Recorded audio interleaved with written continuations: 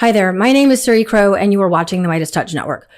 I have said it before, and I will say it again, but the national news media continues to give a massive pass to Donald Trump.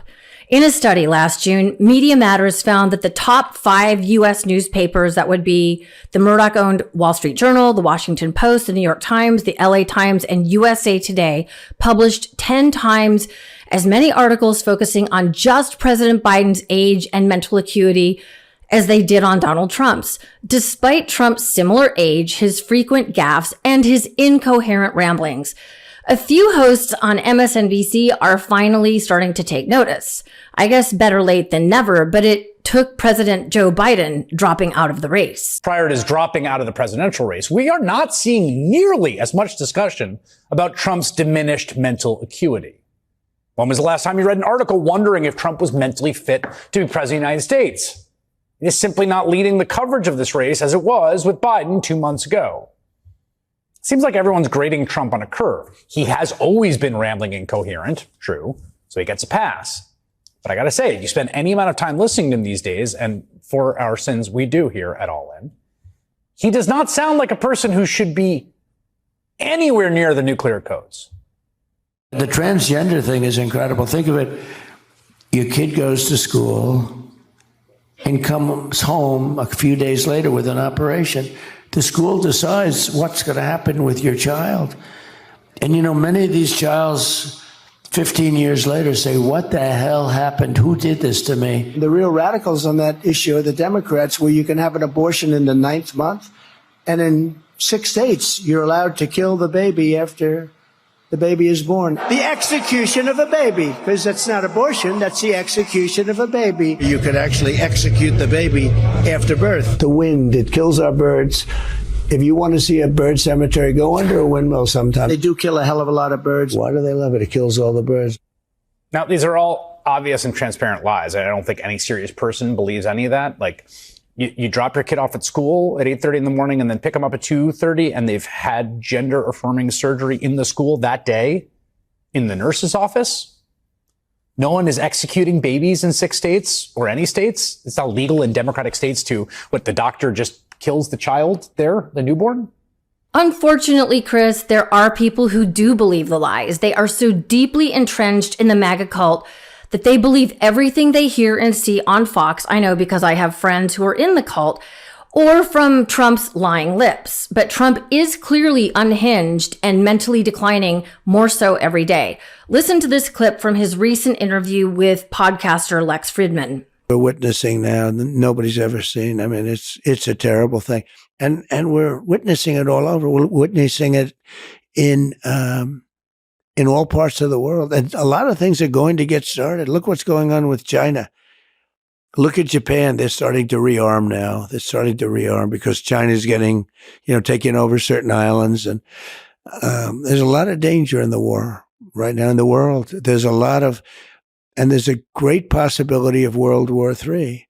And we better get this thing done fast, because 5 months with people like her and him, he's checked out. He just goes to the beach and thinks he looks good in a bathing suit, which he doesn't. What are you doing? What are you doing? We have a new sidekick here. This is Donk, Angus, my yellow lab. I mean, Trump is absolutely checked out in that interview. He's slurring. He sounds drugged. He can't complete his sentences. He says war when he means to say world, I think, but we don't really know. He can't remember Kamala Harris's name. He can't remember who Joe Biden is, or I think he's trying to say President Biden, and he's convinced that President Biden is living on the beach asleep, which is rich, coming from the man who, when he was president, spent most of his time at one of his many golf club resorts, and who literally slept through his own criminal trial. I mean, once again, everything that Donald Trump says is a confession and projection. And he's fixated on the fact that President Biden is actually fit and does look damn good in a bathing suit at 81. And he's jealous of Vice President Kamala Harris's looks. I don't even, what? What are we doing? This is what he is discussing as a candidate for president of the United States. Like, are you proud, Republicans? This is what your guy is talking about instead of the many serious issues that are going on in the world in the United States. He's talking about President Biden and how he looks in a swimsuit and that he thinks he looks better than Kamala Harris. Like, he's not remotely serious or fit to be in any position of power at all. She said Kamala has one big advantage. She's a very beautiful woman. She's a beautiful woman. So I decided to go back and reread the clause. I'm not saying he's, but I say that I am much better looking than her. I think I'm much better. Much better. I'm a better looking person than Kamala. I don't even, like, what? See, Angus, Donk, isn't that weird? Donk says it's totally weird. Like, what? What? I'm a better looking person than she is? Like, you're a weirdo. Can you, like, just, I always say reverse the tables. Can you imagine if President Biden got up and started talking about how much better looking he was than, I don't know, any other political opponent, or if Kamala Harris started getting out on the stump and was like, you know, I'm so much more beautiful and more attractive than Donald Trump, which she obviously is. Like, he's like, that's just bizarre. I mean, just bizarre. Like, I just like, if President Biden was like, yeah, I look a hell of a lot better in a bathing suit than Trump does, which he does. Like, he's fit, he bikes. Donald Trump is just like Jabba the freaking Hutt. Anyway, it's just so weird and bizarre. And anyway, this is a fantastic ad from George Conway's anti-psychopath pack. It totally sums up Donald Trump's brain.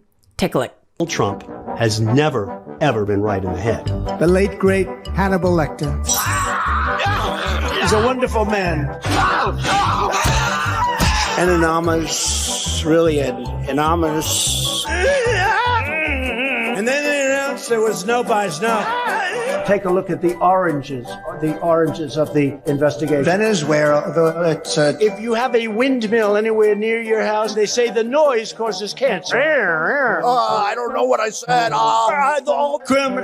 They have voter ID. They have ID on everything. You buy a loaf of bread, you have ID. The first non-incumbent. The kidney has a very special place in the heart. We appreciate it very much, Tim Apple. Injection inside or almost a cleaning. Is that an illegal ad? Learn more at psychopack.org. Anti-Psychopath Pack Inc. is responsible for the content of this advertising. Is that not perfect? Does that not just completely encapsulate the chaos and madness of this psychopath known as Donald Trump, and that his brain is just mush and exploding into more mush? And apparently these ads are really getting to Trump too, because George Conway says that he is beaming them into Mar-a-Lago. Like, he's buying ad spots right down there in the Palm Beach area that are going into where Donald Trump is forced to watch them at Mar-a-Lago. And apparently Rick Wilson and the Lincoln Project are doing that too, which I just think it's just hilarious. Here's a clip from Alex Wagner's show where she is also waking up to the ridiculous double standard that the national press applies to the Democrat nominees versus Donald Trump. Trump has never had a particularly solid grasp of the facts, but wow, has his dissociation from reality gotten extreme. You take a look at bacon and some of these products, and some people don't eat bacon anymore. And we are going to get the energy prices down. When we get energy down, you know, this was caused by their horrible energy, wind. So wind is ruining bacon, but energy is the future. What you're going to need, electricity is desperately needed for AI. AI, controversial, but we got to be the top of it. This is the Republican nominee for president, who may or may not believe he is still running against Joe Biden, a man whose feet are buried in the sand at the beach somewhere. and who has also destroyed breakfast foods because of his wind turbines. And that's why Lincoln's assassination was nothing next to how they are treating Donald Trump. Where is the avalanche of analysis questioning that guy's mental dexterity? Yeah, I don't know, Alex. I've been asking this question for months and months. I've been asking it actually for years. Like, why isn't the microscope out on Donald Trump? How is it that he has magically gotten away with, well, I'll actually say murder, because his negligence in terms of the way he handled COVID killed over 1 million people. It really honestly did. I think people, like, did we forget the hell we were living through when Donald Trump was in the White House? The absolute hell. People dying every single day. The horrified looks of the medical professionals standing behind him as he talked about injecting bleach and it's all going to go away, magically. And yet, despite the arguments laid out by George Conway, by the Lincoln Project, by us at the MeidasTouch Network every day, and for God's sakes, by Trump himself, if you just listen to him at one of his rallies, just listen to, it's like there's so much content. Like, just pick a rally, any rally, and you will hear him rambling on nonsensically. And yet the national media is turning up the screws on Kamala Harris as she goes into her first debate against Trump. Here's former Republican Congressman from Florida, Carello, who is an analyst for MSNBC. And he's talking about how the onus was on President Biden for that first debate and how it's now on Vice President Harris. Like, just listen to it. And policy details, and he really doesn't take the time to do the homework and learn about how policy works. However, I'll say I do think the pressure is mostly on Vice President Harris for this debate. Why? Because the American people know Donald Trump. For better or worse, they know him. We know about half the country has embraced him and his style, his bombastic style. And of course, the other half has rejected it. The middle will end up deciding, those few undecided voters. And that's where Donald Trump really has to do a lot of work. But he doesn't have to prove himself. In many ways, this is similar to the pre-debate environment that we were in last time, when President Biden is the one who needed to prove that he had the mental fitness to continue serving as president. He failed that test, I think, in this debate. It's going to be Vice President Harris who has to prove to the country, at least to those still undecided voters, that she has what it takes to be president of the United States, that she can answer tough questions in an adversarial environment, that she can go toe-to-toe with Donald Trump. Okay, that's an insane analysis. Like, what? It's on the sitting president and vice president of the United States, who, by the way, are leading an historic first term of accomplishments from the best economy in the world, the Inflation Reduction Act, the Infrastructure Act, record job growth, historic crime lows, inflation under 3%, the CHIPS Act, the PACT Act. I could go on and on. Basically, President Biden and Vice President Harris dug us out of the crypt that Donald Trump and his evil henchmen threw us into in that 4 years of hell. And according to MAGA Republicans, or like Carello, it's the onus to prove themselves is on President Biden and Kamala Harris. And let us not forget that Donald Trump is an unhinged loser. He's a convicted criminal with ever more criminal cases piling up against him. He's a friend of Russia, China, and North Korea. But the pressure should be on the incumbents, who are doing a damn good job. Like, that is insane. I don't know what other word to use for that. So this brings me really full circle that the legacy corporate media is flunking the test of democracy. It is shameful. And I'm not happy to call it out, but I'm going to call it out. Because when I was working for Sinclair, which is a right-wing corporate media group, I stood 10 toes down. I was shaking, I won't lie, but I did it because my integrity was at stake. This is during the first, in 2015 and 2016, when Trump was running, and then subsequently into his first year of office. I ended up losing my job over it, but I have no regrets. And I knew when I left Sinclair after my contract ended, I can give you more details about that later, or you can check out the videos I did for MeidasTouch. I'll put them in the description below so you can watch those. But I have no regrets because that's like, I was doing my job. I was just like, why are you asking me to push this right-wing narrative, which they were in lockstep with the Trump campaign?